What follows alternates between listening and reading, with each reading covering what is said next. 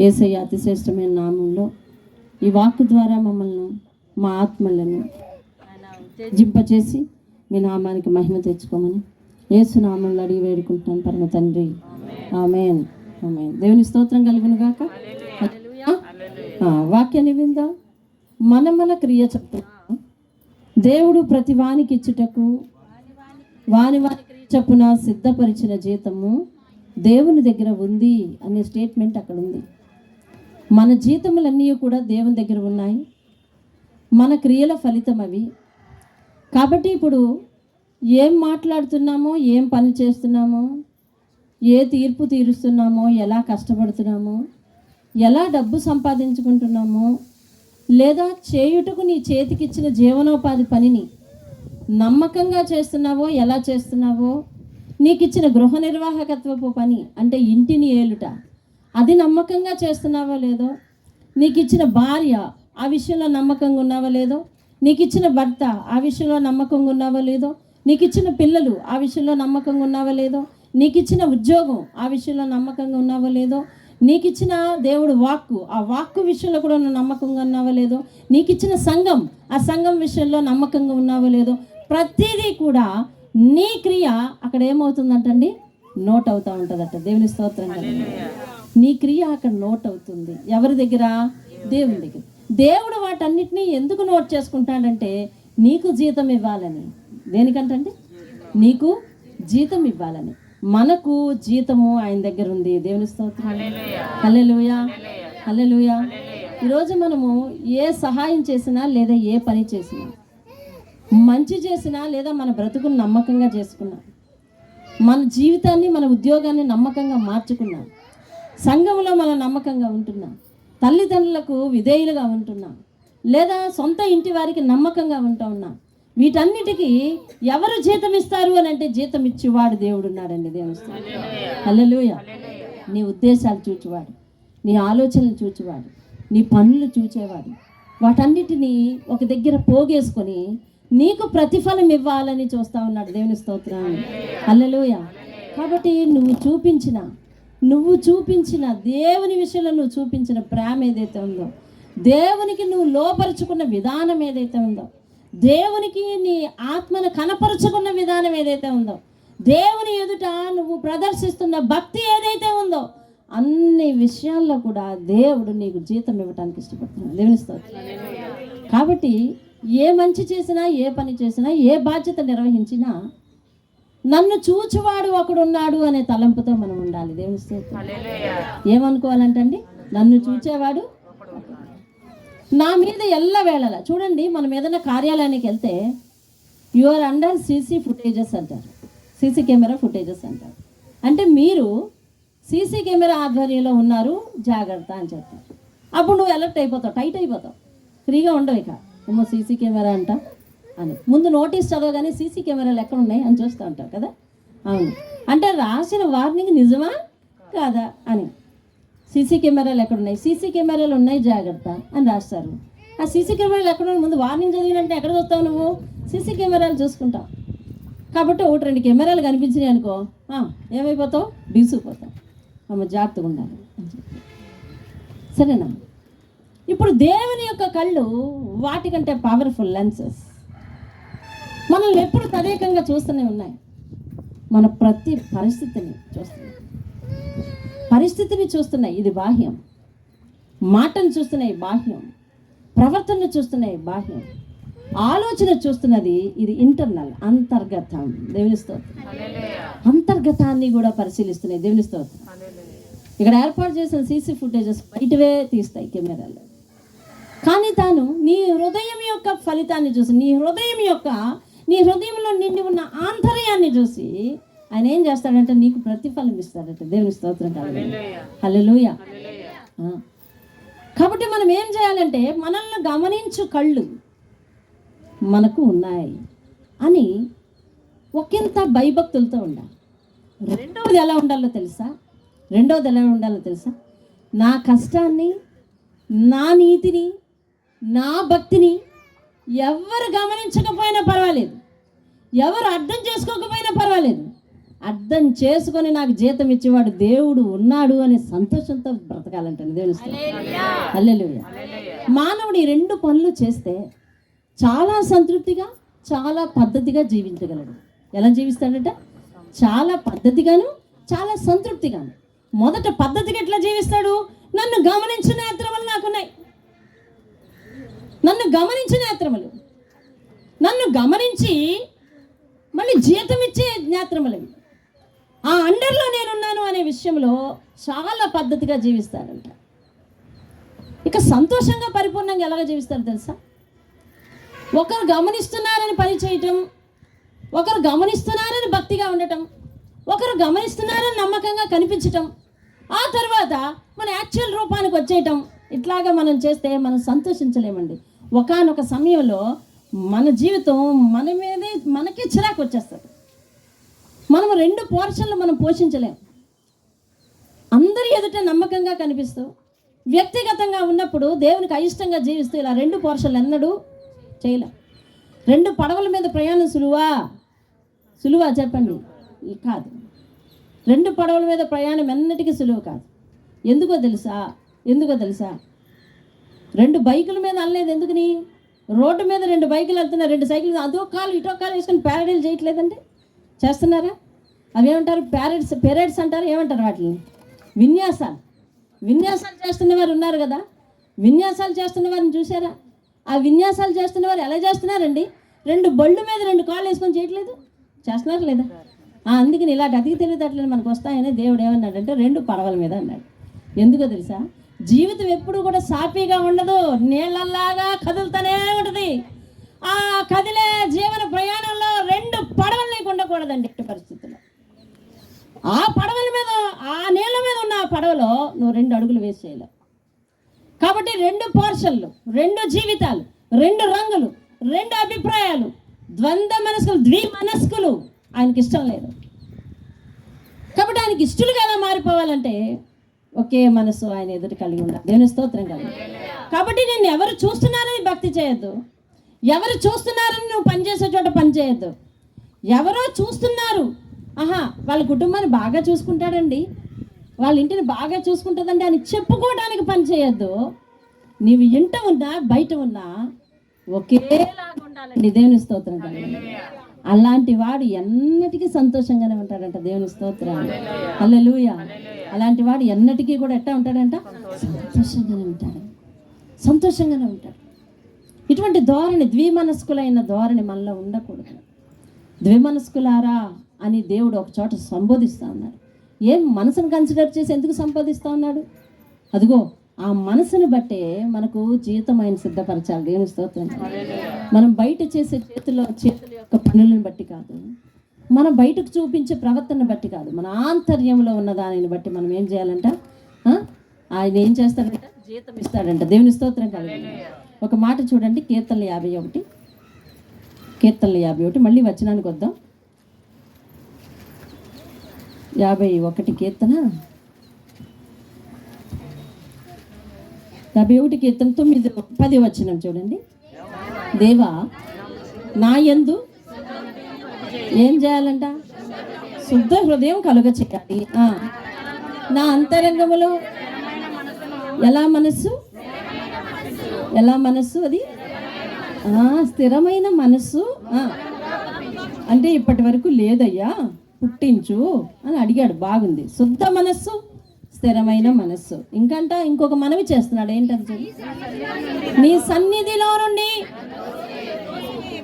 నన్ను, అందరూ దేవునికి స్తోత్రం చెప్పండి ఒకసారి.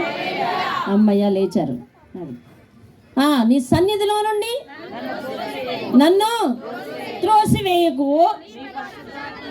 పరిశుద్ధాత్మను కూడా తీసేయకు, నీ రక్షణానందమును పుట్టించు, సమ్మతి గల మనస్సు కలుగజేసి దృఢపరచు. దేవునిస్తూ ఈ స్థిరమైన మనస్సు అంటే దృఢమైన మనసు కాదా? అదే కదా, స్థిరమైన మనస్సు కలుగజేయు అని అడిగాడు కదా భక్తుడు. దృఢమైన మనసు కాదా? అదే. స్థిరమన్నా దృఢమన్నా ఒకటే కదా. కానీ ఈ దృఢమైన మనస్సు, ఈ స్థిరమైన మనస్సు ఇవన్నీ ఎలా వస్తాయంటో తెలుసా? సమ్మతించే మనస్సు ఉండాలి. దేవుని స్తోత్రంగా వాక్యానికి సమ్మతించాలి మనం, వాక్యానికి సాగిలపడాలి మనం. నువ్వు ఎంత తెలివైన వ్యక్తివైనా పర్వాలేదు, కానీ వాక్యము అనంత జ్ఞాని ఇచ్చింది. ఎవరిచ్చిందండి? అనంత జ్ఞాని ఇచ్చింది. మనము భూలోకంలో ఉన్న జ్ఞానులు, ఆయన అనంత జ్ఞాని.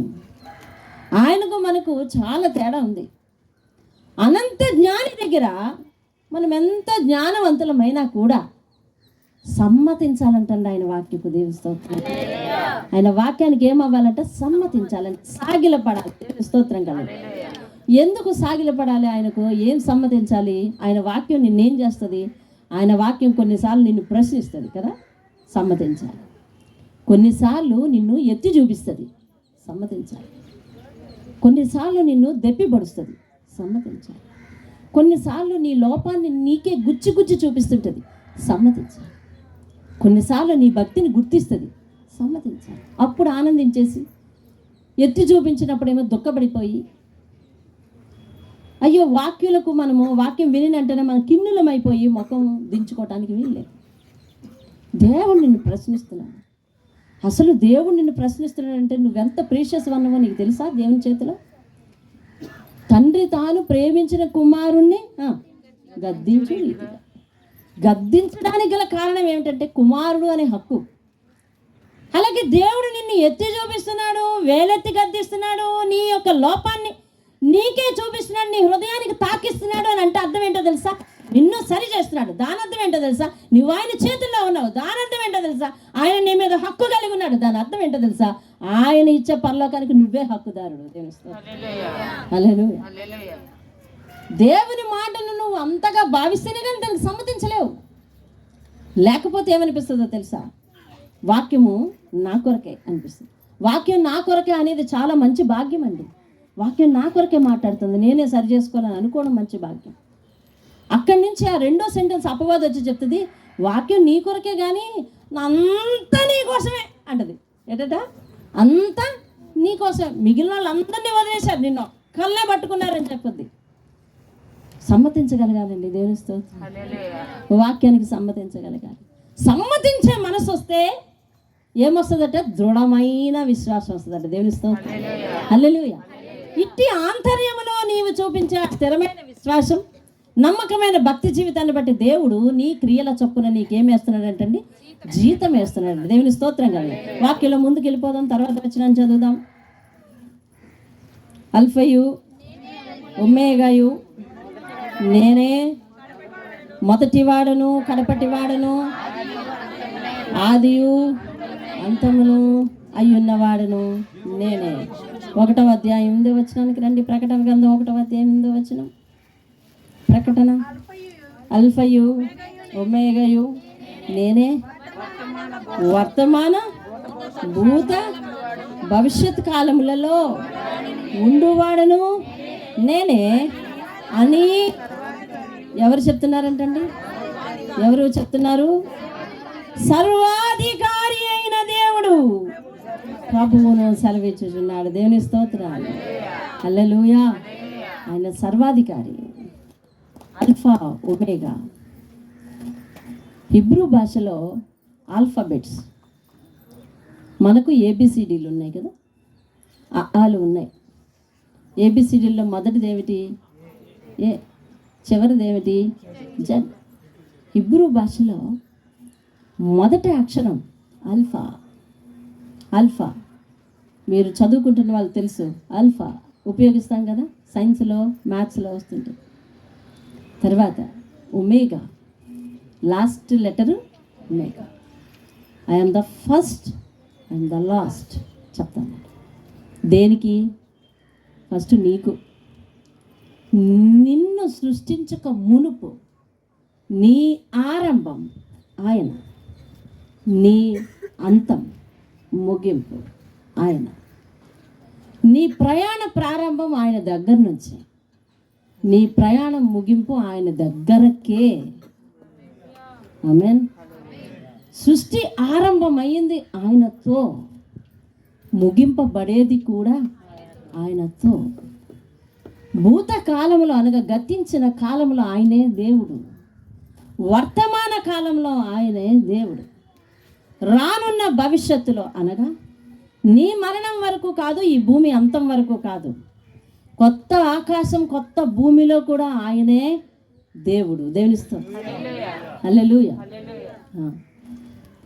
అన్ని వేళల ఆయనే దేవుడు. ఆయన ఎలాంటి దేవుడు? సర్వాధికారి అయిన దేవుడు. దేవుని స్తోత్రం. హల్లెలూయా. ఇప్పుడు నేను ఇవన్నీ ఎందుకు జ్ఞాపకం చేస్తున్నాడు? పైన ఏం చెప్పాడు? నీ కొరకు నేను జీతము సిద్ధపరిచి ఉంచాను అని చెప్పాడు. కింద నేను చెప్తున్నాడు, ఆయన కొరకు పరిచయం చేసుకుంటున్నాడు. మళ్ళా ఇది పరిచయమా జ్ఞాపకమా? జ్ఞాపకం చేస్తాను. పరిచయం ఎక్కడ చేశాడు? మొదటి అధ్యాయంలో చేశాడు. మొదటి అధ్యాయం ఏమిటిది? ప్రకటన మొదటి అధ్యాయం దేంతో ప్రారంభమైంది? యోహాను యొక్క దర్శనంతో ప్రారంభమైంది. ఈ దర్శనాన్ని చూపించే దేవుడు ఎలాంటి దేవుడంట? అల్ఫా ఒమేగయు, ఆది అంతము అయ్యుండి వర్తమాన భూత భవిష్యత్తు కాలాల్లో సర్వాధికారి అయిన ప్రభువు సెలవిచ్చిన మాటలు ఇవి. ఇప్పుడు ముగిస్తున్నాడు. ఎలాంటి దేవుడు ముగిస్తున్నాడో తెలుసా? ఏ మాట చెప్పి ముగిస్తున్నాడో తెలుసా? ఇదిగో నీకు ప్రతిఫలం ఇచ్చేవాడిని నేనున్నాను. నువ్వు నమ్మకంగా జీవిస్తున్నావా? నమ్మకంగానే ఉండు. పరిశుద్ధంగా జీవిస్తున్నావా? పరిశుద్ధంగానే ఉండు. అన్యాయస్తులు ఉన్నారా నీ పక్కన? వాళ్ళు అట్లనే ఉండని. అపవిత్రులు ఉన్నారా? అట్లనే ఉండని. ఇదిగో నేనున్నాను. నీ నమ్మకాన్ని నేను చూశాను, నీ పవిత్రతను నేను చూశాను, నీ పరిశుద్ధతను నేను చూశాను, నీ భక్తిని నేను చూశాను. నీ కొరకు జీతం నేను సిద్ధపరిచి తీసుకొస్తా ఉన్నాను. అయ్యో వాళ్ళని చూసి అలలా ఉండలేకపోయానే అని బాధపడవద్దు. వాళ్ళలా చేయలేకపోతున్నానా, వాళ్ళే బాగున్నారని అనుకోవద్దు. చెడ్డవారిని చూసి నువ్వు వ్యసన పడద్దు. నీ నీతిని నువ్వు కాపాడుకో, నీ పరిశుద్ధతను నువ్వు కాపాడుకో, నీ నమ్మకత్వాన్ని నువ్వు కాపాడుకో. నేను వచ్చేస్తున్నాను, జీతం తెస్తున్నాను. నేను ఎలాంటి దేవుడిని ఒకసారి జ్ఞాపకం చేసుకో. నీకు ఆదిని నేనే, అంతాన్ని నేనే. ఈ సృష్టికి ఆదిని నేనే, అంతాన్ని నేనే. సర్వ భూమికి దేవుడు రాజై ఉన్నాడు. వర్తమాన భూత భవిష్యత్ కాలాల్లో ప్రభువునైన దేవుణ్ణి నేను సెలవిస్తున్నాను. నా దగ్గర ఉంది నీ విలువైన జీతం అంటా ఉన్నాడు. దేవుని హల్లెలూయా. ఇప్పుడు ఈ యొక్క good qualities of the God, దేవుని యొక్క ఈ నాణ్యమైన ఆ యొక్క అర్హతలు మనం ఎందుకు జ్ఞాపకం చేసుకోవాలి తెలుసా? అటువంటి దేవుని దగ్గర ఉందండి నీ జీతం. ప్రయాసపడి సేవ చేస్తున్నావే, ప్రయాసపడి సేవకు పరిగెడుతున్నావే, ప్రయాసపడి దేవుని దగ్గరికి వస్తున్నావే, దేవునిలో లేని స్థితి అయినా నమ్మకంగా ఉంటున్నావే, అనారోగ్యమైన దేవుని సన్నిధి రావటంలో ప్రాకలాడుతున్నావే, జీవితంలో నష్టం కలిగిన దేవుని దగ్గర నిలదొక్కుకోవడానికి, విశ్వాసాన్ని కాపాడుకోవడానికి చూసుకున్నావే, నీ జీతం నా దగ్గర ఉంది. దేవుని స్తోత్రం. అటువంటి ఆయన దగ్గర ఉందండి జీతం. అందుకు పరిచయం చేస్తున్నాడండి. నేను ముగిస్తున్నాను కానీ నీకు జీతం పట్టుకొస్తాను. దేవుని స్తోత్రం. హల్లెలూయా. హల్లెలూయా. ఈరోజు మన కష్టాలకు ఏమనుకుంటున్నావో తెలుసా? ఇన్ని శ్రమలు పడాలా అనిపిస్తుంది కదా. భక్తి చేయడానికి, విశ్వాసాన్ని కాపాడుకోవడానికి ఇన్ని శ్రమలు పడాలా? కానీ నీ శ్రమల ఫలితం జీతం ఎక్కడుంది? దేవుడు అని సింపుల్గా అనద్దు. సర్వాధికారి అయిన దేవుడు. దేవుని స్తోత్రం. సర్వభూమిని సృష్టించిన దేవుడు. చిన్న చిన్న వ్యక్తుల దగ్గర లేదండి జీతం.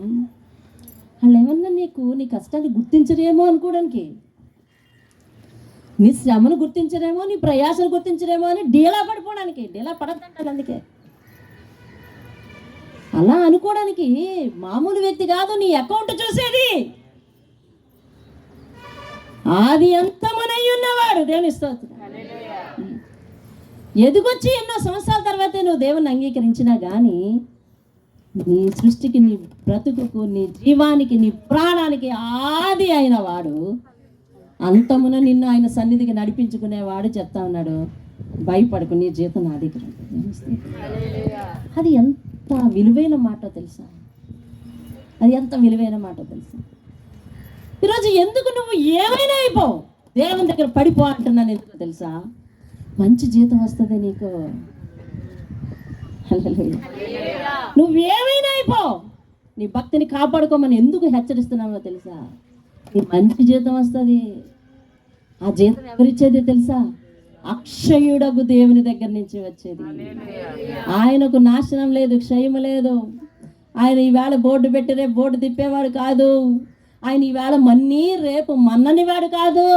ఈవేళ నాణ్యంగా ఉండి రేపు క్షయమైపోయేవాడు కాదు.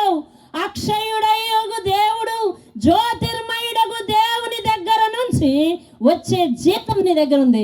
కాబట్టి శ్రమ అయినా ప్రయాస అయినా బయలుదేరాలండి. దేవుని స్తోత్రం.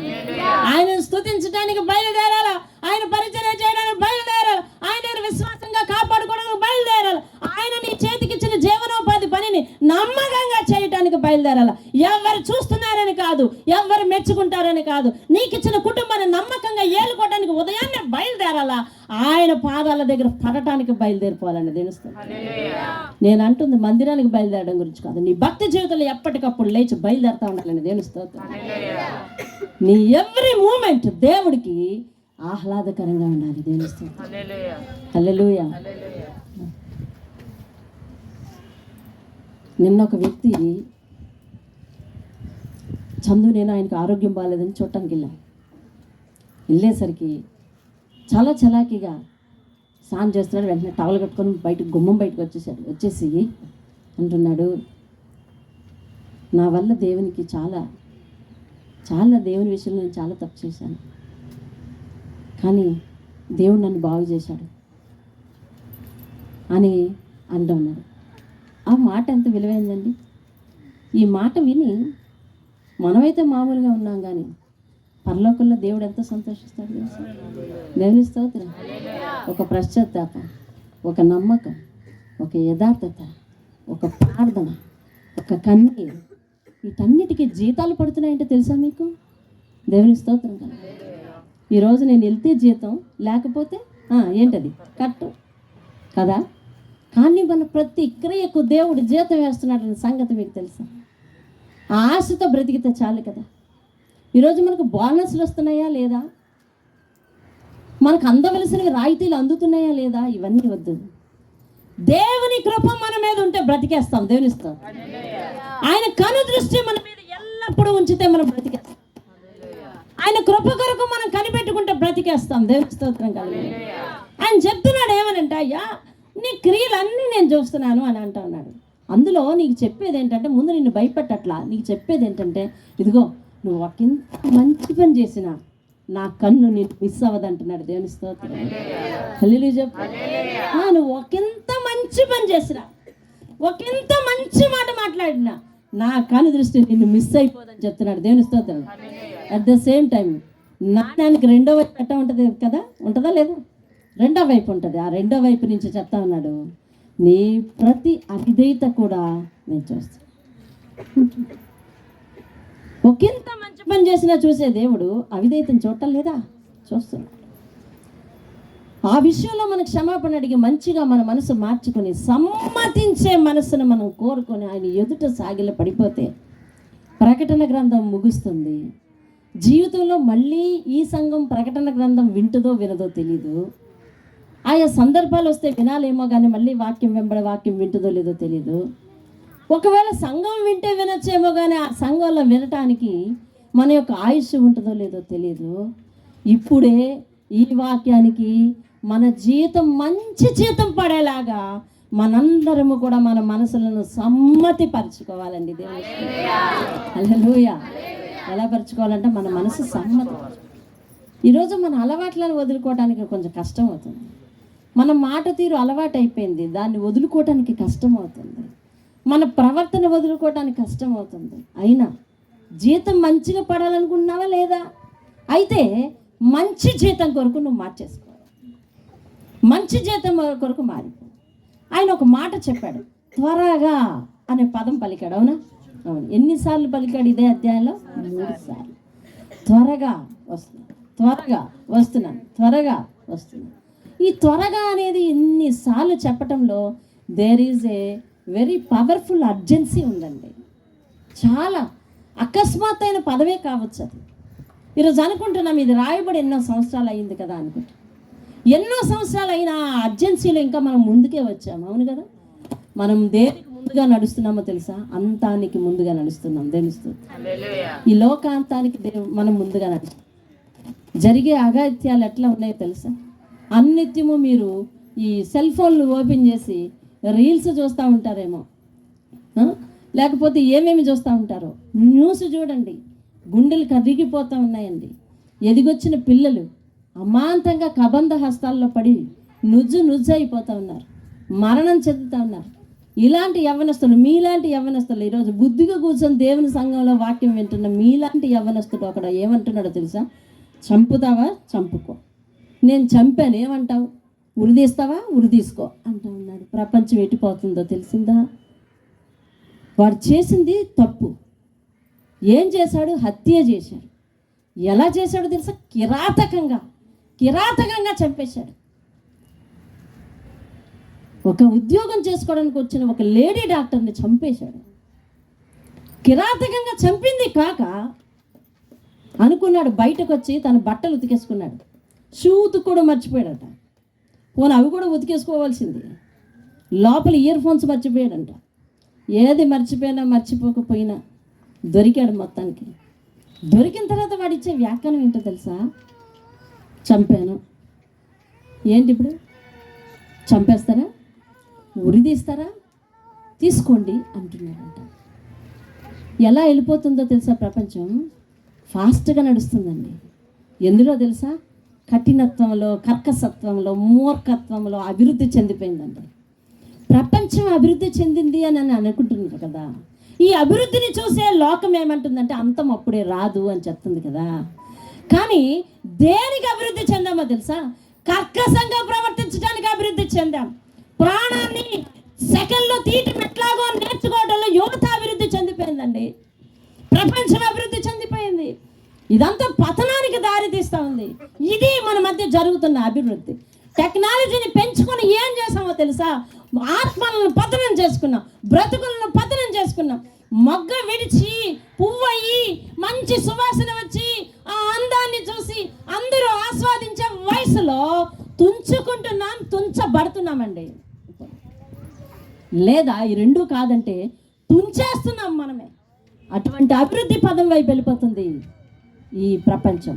అంటే ఇంత వేగంగా దూసుకుపోవడానికి గల కారణం ఏంటో తెలుసా? లోకం ఎప్పుడు ఒక సామెత చెప్తుంది, ఆరిపోయే దీపానికి ఏంటంట? కాంతి ఎక్కువ అంట. కాబట్టి ప్రపంచం వేగంగా నడుస్తుందండి. ఏమండి, ఉదయం లేచిన తర్వాత మధ్యాహ్నం ఎప్పుడు అయిపోతుందో తెలియట్లేదు కదా. అవునా? టైం చూసేసరికి అప్పుడే మధ్యాహ్నం అయిపోయిందా? పడుకుంటున్నాం అప్పుడే తెల్లారిపోయిందా? భోజనం చేసి కంచం దగ్గర నుంచి లేచినా అప్పుడే 3 అయిపోయిందా అంటాను. వేగంగా, నీకు తెలియకుండానే కాలం వేగంగా ఎందుకు నడుస్తుందో తెలుసా? అర్జెన్సీ. ఎందుకో తెలుసా? ప్రపంచం అంతమైపోవటానికి అర్జెన్సీ ఉంది. ఈరోజు మనము అందుకే ఆ త్వరగా అనడంలో అర్థం ఏంటో తెలుసా? There is no chance to repentance. మారు మనసు పొందటానికి ఛాన్స్ లేదు, టైం కూడా లేదండి. టైం లేదు. రేపు మారుతాను, మారుతాను, రేపు వదులుకుంటాను, రేపు పూర్తిగా మారుతాను, అది అలాంటి ఎప్పుడో బాప్తిసం తీసుకుంటాను, అలాంటి ఎప్పుడో ఇక మారుతానులే, అది అప్పటి నుంచి వాక్యం చదువుతానులే, అప్పటి నుంచి విడిచిపెట్టుకుంటానులే అని చెప్పి ఎవరి మీదండి ఒట్లేసేస్తాము? మన ఇళ్లలో చాలా ప్రమాణాలు చేస్తుంటాం కదా. మన ఇళ్లలో మన ప్రవర్తన గురించి ఎవరైనా బాధపడుతుంది. సపోజ్ భర్త ప్రవర్తన మీద భార్య బాధపడుతుంది అనుకోండి, ఇక ఆమె నెత్తి మీద చెయ్యేసేసి ఇదిగో ఇదిగో వచ్చే ఫస్ట్ నుండి ఇదిగో నేను ఇక మారిపోతున్నాను. వచ్చే ఫస్ట్కి ఈవిడే మారిపోవాలి. ఎలాగో తెలుసా? ఈయన ఇంకా మారడు అనే హృదయంతో ఈవిడే మారిపోవాలి. అలా ఉంది పరిస్థితి. నెత్తి మీద చెయ్యడమే మిగులుతుంది తప్ప మారు మనసు. అలాగనే స్త్రీలు కూడా మనకున్న అలవాట్లు మనకు ఉండబోలు, మనకున్న ఆహారపు అలవాట్లు, మనకున్న వస్త్రధారణ, మనకున్న చిన్న చిన్న ఇంట్లో అలవాట్లు, టీవీలు, ఇట్లాంటివి ఏమన్నా ఒకవేళ ఉంటే ఇప్పటికి సంఘం చాలా వరకు కడుక్కుందండి. చాలా వరకు కడుక్కుంది. ఇంకా ఉంది అక్కడక్కడ మురికి. వ్యసనం అనే మురికుంది, టీవీ అనే మురికుంది, సినిమా అనే మురికుంది. అర్థమైందండి? ఈ మురికిని కూడా కడుక్కోవాలి మనం. అన్నింటినీ కడుక్కొని శుద్ధులం కావాలి. మన సాక్ష్య జీవితం ఎదుటి వారికి సువాసనగా ఉండాలి. ఆ సాక్ష్య జీవితమే అనేక మందికి సువార్తగా ఉండి వారందరూ కూడా దేవుని ఎరగాలి, చూడాలి. ఎందుకంటే దెర్ ఈజ్ అర్జెన్సీ. చాలా త్వరగా ముగిసిపోతుంది. నువ్వు నోటితో చెప్పకపోయినా పర్లేదు, నీ సాక్ష్య జీవితం ద్వారా కొంతమంది మారకపోతే నరకంలో పడిపోతారు. వాళ్ళందరూ నరకంలో పడిపోతారు. మారిపోవాలి. దేవుని స్తోత్రం కలగాలి. హల్లెలూయా. నువ్వు కూడా దేవునికి, ఆడవాళ్ళు కూడా దేవునికి, ఇదిగో ఇప్పటి నుంచి, ఇదిగో అప్పటి నుంచి అని. ఆ మగవాళ్ళేమో మన మీద నెత్తిమే చేస్తాం, మనమే దేవుని నెత్తిమే చేస్తూ ఉంటాం. ఇటువంటి ప్రక్రియలు మానేయాలి. ఇటువంటి అబద్ధ ప్రమాణికులు వద్దంటున్నాడు దేవుడు. అబద్ధ ప్రమాణికులు పరలోకంలో చేరరు అంటున్నాడు. ఎన్నిసార్లు ప్రమాణం చేస్తావు అని దేవుడు అడుగుతున్నాడు. ఎన్నిసార్లు మాటిస్తావు దేవుడు అడుగుతున్నాడు. ఎన్నిసార్లు నాకు వాగ్దానం చేస్తావు దేవుడు అడుగుతున్నాడు. ఎన్నిసార్లు వాక్యానికి నమ్మబలుగుతావు దేవుడు అడుగుతున్నాడు. నేను త్వరగా వస్తా ఉన్నాను, జీతం పట్టుకొస్తాను అంటున్నాడు. ఆ పట్టుకొచ్చే జీతం మంచిది అవ్వాలి. దేవుని స్తోత్రం కలిగి వినండి. ఆఖరిగా ముగిద్దాం. చూడండి, దేవుని చిత్తమైతే వచ్చే వారంతో ఈ కీర్తన, ఈ యొక్క ప్రకటన ముగుస్తుంది. మనము 2023 జనవరి 1కి ఈ ప్రకటన గ్రంథాలు ప్రారంభించాం. ఇది 2024 ఆగస్టు ఆఖరి వారం. ఎంత? 2022. మొత్తానికి ఇంచుమించు సంవత్సరం 8 నెలలు నిడివి పడుతుంది. కాబట్టి ముగించబోతున్నాం. ఇంకా ఆఖరి ఒక్క వర్తమానం ఉంది. ఇక ఆఖరి వర్తమానంలో ఆయన లాస్ట్లో అనేది ఏంటో తెలుసా? 21వ వచనం ఒకసారి జ్ఞాపకం చేస్తున్నాను. ప్రభు అయిన యేసు కృప ఎవరికి తోడై ఉండనన్నాడు. ఇంకా ఇందులో ఏమైనా వర్గాలు ఉన్నాయా? లేవు. ఫైనల్గా తేల్చేశారు. చివరికి ఆయన కృప ఎవరికి తోడై ఉంటుందంట అంటే at the end of the revolution, ప్రకటన యొక్క ముగింపు వర్తమానానికి మనందరం కూడా, లేదా ఈ ప్రకటన గ్రంథం చదివిన వారు, దేవుని ఉద్దేశం ఏంటి? ప్రకటన గ్రంథం చదివిన వారందరూ, ప్రకటన గ్రంథం చెప్పేవారు, ప్రకటన గ్రంథం వినేవారు అందరూ కూడా పరిశుద్ధుల జాబితాలోనికి రావాలని ఆయన ఉద్దేశం అండి. దేవుని స్తోత్రం. ఆ ఉత్తరం దాంతో ఎందుకు ముగించాడు? అందరూ ఆ జాబితాలోనికి రావాలి. ఇంకా మన ఎదుట ఒక్క వారం ఉందండి. ఆ ఒక్క వారం ప్రకటన గ్రంథం ముగించబోతా ఉన్నాడు. ఆయన జీతం గురించి చెప్తా ఉన్నాడు. ఆయన ఎట్లాంటి వాడో చెప్తా ఉన్నాడు. ఆయన కన్నులు ఎలా నిన్ను చూస్తున్నాయో చెప్తా ఉన్నాడు. ఆయన దేన్ని దృష్టిస్తున్నాడో చెప్తా ఉన్నాడు. నీ యొక్క క్రియను ఎలా గుర్తుపెట్టుకుంటాడో చెప్తా ఉన్నాడు. కాబట్టి ఆయన దగ్గర నీ జీతం ఉంది. కాబట్టి మరి నీతిగా ఉండేవాడు నీతిగా ఉండాలి, ఆ పరిశుద్ధిగా ఉన్నవాడు పరిశుద్ధిగా ఉండాలి, మరి అపవిత్రంగా ఉండని వాళ్ళని చూసి నువ్వు మారిపోకు అని చెప్తా చివరికి లాస్ట్లో ఏమని చెప్తున్నాడంటే, యేసు యొక్క కృప వారికే తోడుగా ఉంటుంది. కాబట్టి వారి జాబితాలను మనందరం ఏం చేయాలా? చేరిపోవాలి. దేవుని స్తోత్రం. అంతేనా? ఇంకేమన్నా అన్నాడా? పరిశుద్ధులకు అన్నాడంటే. దేవుని స్తోత్రం. ఆ మాట అనిపించుకోవాలి అంటే మన దగ్గర ఎలాంటి మనస్తత్వం, ఎలాంటి జీవితం ఉండాలి, ఎలాంటి భక్తి జీవితం ఉండాలో కొంచెం ప్రయత్నించాలండి. ఆఖరికి 15వ వచనాన్ని 14వ వచనాన్ని నేను చెప్తున్నాను. జీవవృక్షమునకు హక్కు గలవారై పరలోక గుమ్మముల గుండా అంటే గుమ్మాలు ఎక్కడున్నాయి? పరలోకానికి 12 గుమ్మాలు ఎలా ఉన్నాయో వివరించాడు దేవుడు. ఆ గుమ్మముల గుండా ఆ పట్టణంలోనికి ప్రవేశించినట్లు తమ వస్త్రములు ఉదుకుకొనివారు దేవునికి స్తోత్రం కలుగును. ధన్యత్వం అనే ఒక బోనస్ అక్కడ ఉంది. ఈ గుమ్మాల్లోంచి వచ్చేవారికి ధన్యత్వం ఉంది అని దేవుడు ప్రకటిస్తున్నాడు. ఎందుకో తెలుసా? ఒక ఆఫర్ ఇవ్వకపోతే మనుషుడు దేనికి లొంగడు కదా. అంటే ఈ గుమ్మాల గుండా వచ్చే జనం ఎలా ఉన్నారనమాట? తక్కువగా ఉన్నారు. అక్కడ ప్రకటన గ్రంథంలో 7వ అధ్యాయంలో 2వ రాకడ, అవునా? 2వసారి దేవుడు పైకి పిలిచాడు అందరినీ. ఎంతమంది వెళ్ళారు? 1,44,000 మంది జనము ఇశ్రాయేలీయుల గోత్రం నుంచి వెళ్తే, మిగిలిన వారు లెక్కలేనంత మంది ఇతర భాషల నుంచి, ఇతర వంశాల నుంచి, ఇతర గోత్రముల నుంచి, ఇతర జనముల నుంచి వెళ్ళారు. కానీ శ్రమలకు మిగలపడిపోయిన వారు ఇంకా ఉన్నారా లేదా? అంటే వారితో పోల్చుకుంటే వీరి సంఖ్య ఏమైంది? 1000 ఏళ్ల పాలనలో ఎంతమంది ప్రవేశించారు? తక్కువ మంది ప్రవేశించారు.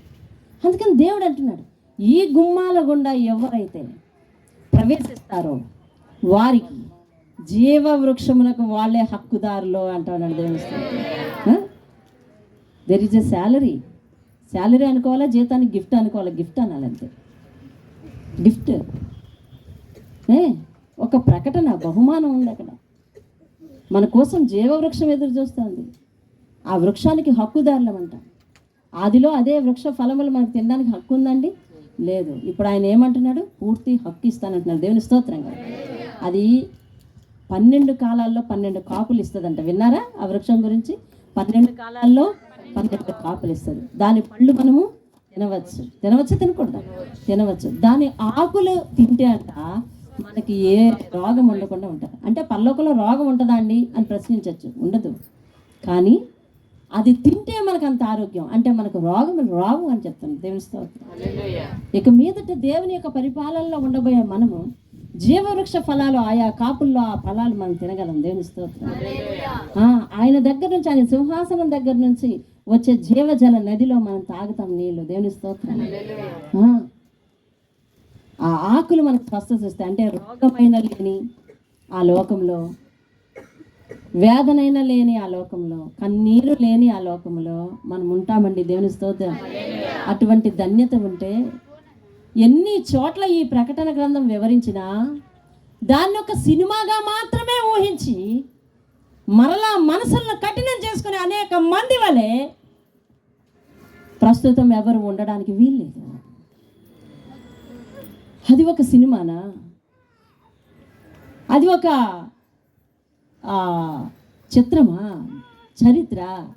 చరిత్ర కాదు, గతించిపోయింది అనుకోవడానికి కదా చరిత్ర. ఇది చరిత్ర అయితే మనం పట్టించుకోక్కర్లేదు కదండి. ప్రకటన గ్రంథం చరిత్ర అయితే పట్టించుకోవాలా? గతం కదా, గతించిపోయింది, ఊరుకో అంటారు. కానీ ఇది భవిష్యత్తు. దేవుని స్తోత్రం. హల్లెలూయా. ఈ లోకంలో భవిష్యవాణి చూసి చెప్తా ఉన్నారు. నీ భవిష్యత్తు చెప్తాను, నీ గోత్రం పట్టురా రఘు అంటే ఆయన పట్టుకొచ్చి చెప్తున్నాడు. నీ నక్షత్రం ఇది, నీ రాశి ఇది, ఏమి నీకు ఈ సంవత్సరం అంతా బాగుంటుంది, వచ్చే సంవత్సరం కుదేలైపోతుంది అంటున్నాడు. ఈ సంవత్సరం అంతా పొంగిపోతున్నాడు. ఇంకా సంవత్సరం ముగియకుండా 6 నెలలు, జూలై వచ్చింది, ఇది ఆగస్ట్ వచ్చేసరికి బెంగ స్టార్ట్ అయింది. ఏమన్నా తెలుసా? వచ్చే సంవత్సరం వచ్చేస్తుంది, నేను కుదేలైపోతానంట, వచ్చే సంవత్సరం వచ్చేస్తుంది, నేను కుదేలైపోతానంట. అయిపోయాడు కుదేలు ఈ సంవత్సరం. దేవుడు చెప్పే భవిష్యవాణి అది కాదు. జీవవృక్షానికి హక్కుదారుడు నువ్వు, కుదేలవ్వు నా మాట వింటే అంటూ ఉన్నాడు దేవుడు. తెలుస్తా, ఇది భవిష్యవాణి. నీ భవిష్యత్తు ఎలా ఉంది ఇందులో చూసుకో. 22వ అధ్యాయం చెప్తున్నాడు, పరిశుద్ధులకు ఆయన కృప తోడుగా ఉంటుంది. ఆయన సంఘములో ఆయన దగ్గర మంచి జీతం పోగేసుకున్న వారందరూ ఆయన దగ్గర ఉంటారు. నీతిమంతుడవు, పరిశుద్ధుడవు, నువ్వు అలాగే ఉండు, నీకు జీతం పట్టుకొస్తున్నావు, నువ్వు నా దగ్గర ఉంటావు. ఇది భవిష్యవాణి. దేవుని స్తోత్రం. దీనికోసం పాపం జ్యోతిష్యం చెప్పడం చాలా శాస్త్రాలు చదువుతా ఉన్నారు. మనం ఏం చదువుకోక్కర్లేదు, నువ్వు కూడా చదివి చెప్పచ్చు భవిష్యవాణి. దేవుని స్తోత్రం. కాబట్టి చేతులు చూపించుకునే ఆ భవిష్యవాణి మనం ఉండడానికి వీల్లేదు. దేవుడు చెప్తున్నాడు, మనసులో నుంచి వచ్చే నీ చేతల్లో ఉండాలి మన భవిష్యత్తు అంతా. ఎందులో ఉంటుందంటే చేతుల్లోనా లేదు. మీరు ఎప్పుడైనా చేయి చూపించుకున్నారా? చేయి చూపించుకున్న అనుభవం మీలో ఎవరికి ఉందో చేయొద్దండి ఒకసారి.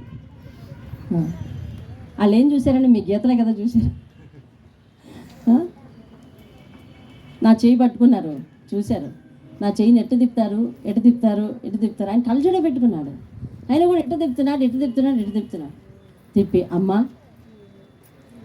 పర్లేదు, అంతా బాగానే ఉంది, కానీ పర్లేదు, నాకు ఇక్కడ గుండెలో టకటక కొడుతుంది. చివరిలో చెప్పింది ఏంటంటే, నీకిద్దరు 12 మగపిల్లలు పుడతారమ్మా అన్నాడు. వారిని అప్పటికి నా పరిస్థితి ఏంటంటే, ఒక పాప పుట్టి 3 సంవత్సరాలు అవుతుంది. అలా కాదు సార్, 12 మగపిల్లలు పుడతారు, ఆడపిల్లలు పుడతారా అన్నాడు. మీ జీవితంలో ఆడపిల్లలు లేరమ్మా. నా జీవితంలో ఎవరు లేరట? అలా కాదండి, నాకు ఆడపిల్ల అంటే ఇష్టం. నేను అంటూ ఉన్నాను, ఎందుకంటే మరి ఆడపిల్ల ఉంది కదా.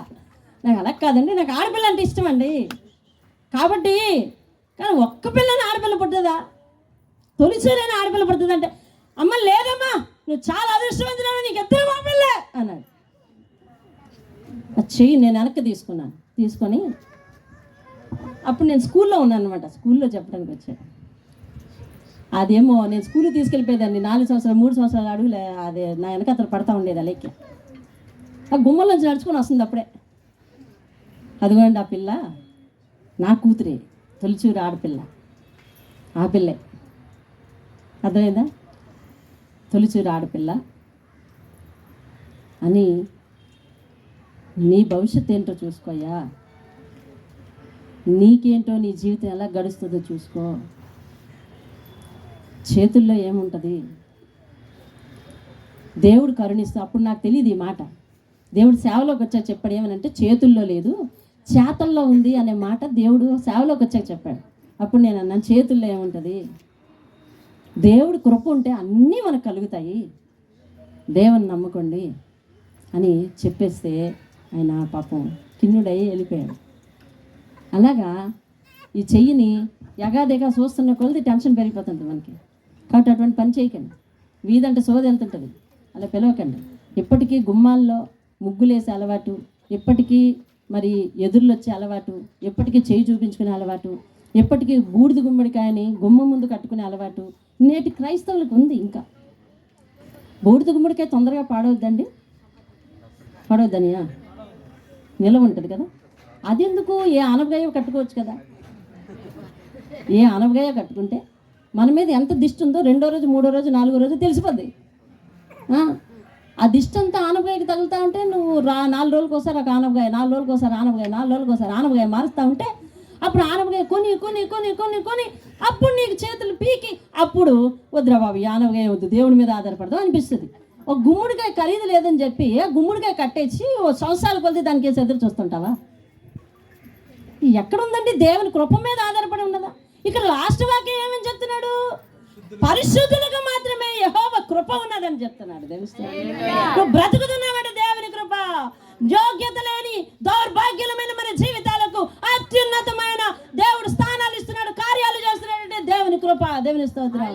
మన రాము చెప్తున్నాడు, ఆ సురేష్ కరెంటు షాక్ నుండి రక్షింపబడ్డాడు కానీ సరిపోయిందమ్మా, లేకపోతే అతను ఊసలు మోసుకెళ్తున్నాడు, అటకేయడానికి మోసుకెళ్తున్నాడు, ఆ అటకోళ్ళకి అందించుంటే అటక మీద నలుగురు ఉన్నారు, నలుగురు కూడా చచ్చిపోయిందిరమ్మా అని చెప్తున్నాడు. దేవుడు తన కృపను చూపించి అపాయాల నుండి తప్పించాలంటే దేవుని వశము, నిన్ను ప్రమాదాల నుండి తప్పించాలంటే దేవుని వశము, ప్రమాదంలో పడకుండా చూడాలంటే దేవుని వశము, ప్రమాదంలో పడ్డావా పైకి తక్కువ కాలంలో లేపాలి, తక్కువ నష్టంతో లేపాలి, నిన్ను నష్టపడకుండా చూడాలి అంటే ఆయన వశము. ఆయన కృప కొరకు కనిపెట్టుకోకుండా ఈ గుమ్మడికాయల మీద, టమాటాల మీద మన కృపను ఆధారం చేసుకోవటానికి వీలు లేదండి. దేవుని స్తోత్రం. అలా చేయండి, లేకపోతే అలాంటి అలవాటు ఏమైనా ఉంటాయి. అర్థమైందండి? ఒక మాంత్రికుడు సాక్ష్యం చెప్పాడండి. ఒక మాంత్రికుడు సాక్ష్యం చెప్పాడు, క్రైస్తవుడిగా మారిన మాంత్రికుడు. అపవాదిని లోపలికి ఆహ్వానించాలి అంటే అది కూర్చునేలా చేయాలంటే మేము ముగ్గేయాలని చెప్తున్నారు. కానీ ఇవాళకి క్రైస్తవులు ఇళ్లల్లో గడికి ఏదేది కాదు, గచ్చు వేసుకుంటున్నారు కదా, ఫ్లోరింగ్ వేసుకుంటా ఉన్నారు. గచ్చుకి గడికి ముగ్గేనండి. ఎంతమంది నట్టింటే వేసేవాళ్ళు, నేను వేసేటప్పుడు నట్టింటే వేయడం నాకు తెలుసు. కానీ ఇప్పుడు అలా కాదు, గడికి గచ్చుకి ముగ్గే. అర్థమైందండి? అటువంటి ఆనవాయితీలో మనం ఉన్నాం. ఇంకా లక్షవారం నాడు బయలుదేరకూడదు, మంగళవారం నాడు ఎవరికి ఉప్పు ఇవ్వకూడదు. అర్థమైందండి? శుక్రవారం నాడు ఏమి ఇవ్వకూడదయ్యా? ఆ డబ్బులు ఇవ్వకూడదు. ఆడ ఆకలితో చచ్చిపోతున్నాడికి ఏమి ఇవ్వకో, ఎందుకంటే శుక్రవారం ఇది. అర్థమైందా? ఒకసారి అయితే నవ్వు, ఒక ఆయనట నా పరిస్థితి ఏం బాగాలేదండి పాస్టర్ గారు, ఏంటో నాకు ఇలాగ అయిపోతుంది అన్నారండి. మరి మీకు గుర్తుండే ఉండొచ్చు, నా పరిస్థితి ఇలా అయిపోతుందండి పాస్టర్ గారు అని అన్నారంట. ఏది పెట్టినా నష్టమే వచ్చేస్తుందండి, అసలు ఏమి బాగాలేదండి. ఆయన ఇలా కళ్ళు మూసుకున్నాడు. ఈ మధ్యకాలంలో మీరు ఎవరికైనా డబ్బులు ఇచ్చారా అన్నాడు. ఇచ్చానండి. అదిగో అలాగా డబ్బులు వాళ్ళు ముట్టుకోవడం ద్వారా అలాగ వచ్చిందండి మీకు దరిద్రం. ఎలా వచ్చిందంట? ఆ డబ్బులు గుర్తుందా మీకు? ఆ డబ్బులు వాళ్ళు ముట్టుకోవడం ద్వారా మీకు వచ్చిందండి దరిద్రం. మీ చేతితో ఎవరికైనా డబ్బులు ఇచ్చారా అని అడిగారు. ఇచ్చానండి అన్నారు ఈయన క్యాజువల్గా. సరే అని అలా వెళ్ళిపోయారు. ఈయన ఇలాగ వచ్చారు. అమ్మ ఇది సంగతి, ఎందుకు ఈ శ్రమలో, ఎందుకు ఈ కార్యమో, ఎందుకు ఈ పరిస్థితుల్లో, ఎందుకు ఈ కష్టాలో ఆయన చెప్పేశారమ్మా. నాయన అలాంటివి చెప్పే పాస్ట్ అంటే నాకు ఇష్టమే. ఏం చెప్పారు అన్నాను. ఇట్లా చెప్పారు. ఎవరికైనా మీరు డబ్బులు ఇచ్చారా అని కనిపెట్టారమ్మా. ఆయన ఇచ్చారా అన్న. నేను ఇచ్చానన్నా.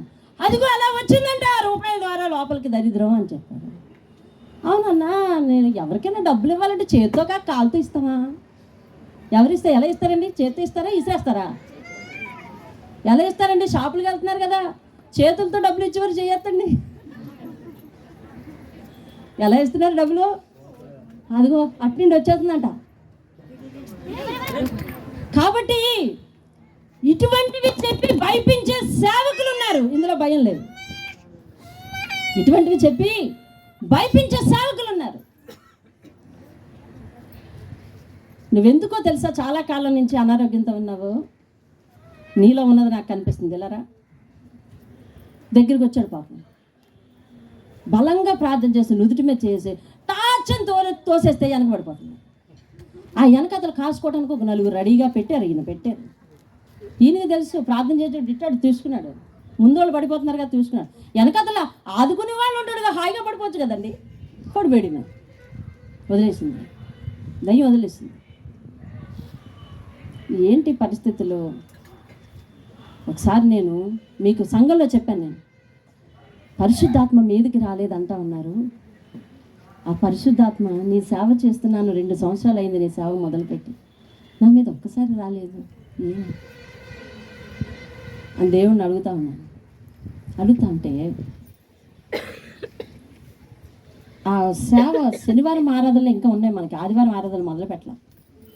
అప్పుడు ఇంతకాలం ఒక సేవకుని కింద కూడా పనిచేసి వచ్చాను కదా నేను.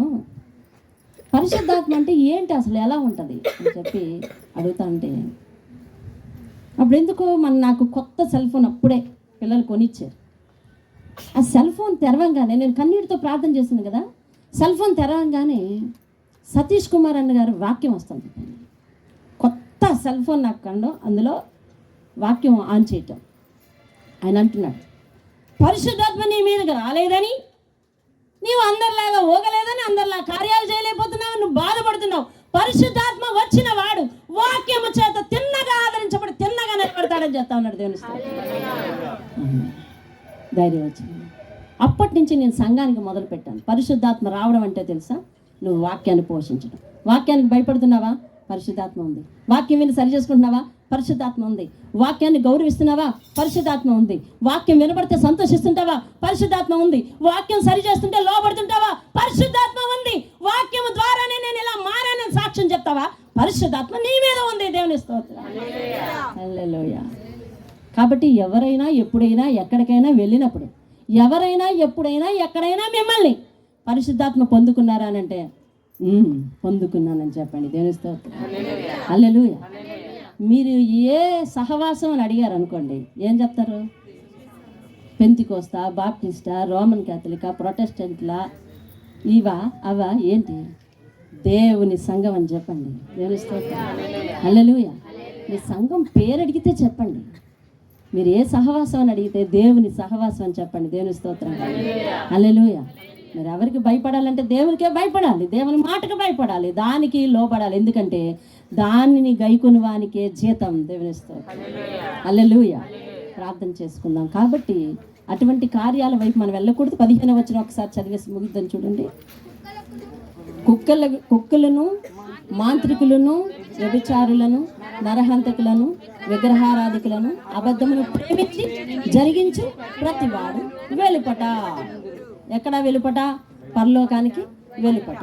మరి మొదట కుక్కలు అని అది సంబోధించాడు. అది మనుషులు కాదా? జంతువులు కూడా పరలోకంలో ప్రవేశం ఉందా? లేదు. పసుపు ప్రాయము కలిగిన మనుషులు. ఒకసారి పేతురు ఆ పదం ఉపయోగిస్తాడు. కుక్క తన వాంతికి కత్తికి తిరిగి కతికినట్లు మీరు మరలా ఆ పాత ఆచారాల వైపు తొలగిపోకూడదు. అంటే ఒకసారి మారిపోయి, ఒకసారి వాక్యం చేత శుభ్రంగా కడగబడి, ఒకసారి మంచి సాక్ష్యాన్ని పొందుకున్న నువ్వు మరలా లోకంలోనికి వెళ్ళి దానికి సంబంధించిన ఏ యొక్క పరిస్థితిని నువ్వు తాకడానికి వీల్లేదు. అలా తాకితే ఇదిగో అది కక్కేసి మళ్ళీ తిరిగి తింటుంది. కాబట్టి అటువంటి స్వభావం నీలోకి వచ్చినట్టుగా దేవుడు చెప్తున్నాడు అని చెప్తున్నాడు. అంతే. దేవుని స్తోత్రం. దేవుడు ఎవరిని తిట్టలేదు, కానీ స్వభావాన్ని వివరిస్తున్నాడు. అటువంటి స్వభావం మనలో ఉండకూడదు. మోకరించండి, ప్రార్థన చేద్దాం. ఇక ఆఖరి వారం ఆయన ఆశించిన జాబితాలోనికి మనం వచ్చేయాలి. వచ్చే వారం ఉంది, ఆఖరి వారం ఉంది. దేవుని స్తోత్రం కలుగును గాక. మహాగణుడైన మా తండ్రి, నీ పరిశుద్ధ పాదాలకు వందనాలు. వాక్యం చేత మమ్మల్ని దీవించండి. అన్యపరమైన ఆచారాలు ఏవి కూడా మాలో లేకుండా అయ్యా, కేవలం నీ కృప మీద మాత్రమే ఆధారపడే స్థితి మాకు దయచేయండి. మీ నామానికి మహిమ తెచ్చుకుంటున్నాను నాయన. అయ్యా తండ్రి నాయన, నీకు వందనాలు. ఇప్పుడు చెప్పబడిన నీవు పలికించిన ఏ ఒక్క మాట అయినా మా జీవితాలకు ఏదేది వర్తిస్తుందో నువ్వు త్వరగా త్వరగా త్వరగా అనే అర్జెన్సీని తెలియచేస్తున్నావు కాబట్టి ఆ అర్జెన్సీని మేము అర్థం చేసుకొని తొందరగా మారు మనసు పొందటానికి సహాయం చేయాలి. ఎవరెవరికి నీ పరలోకంలో స్థానం లేదో చెప్పారు, ఎవరెవరికి మంచి జీతం తెస్తున్నారో చెప్పారు, ఏమి చూసి తెస్తారో చెప్పారు, ఎటువంటి వాళ్ళు పరలోకంలో గుమ్మముల గుండా ప్రవేశిస్తారో చెప్పారు.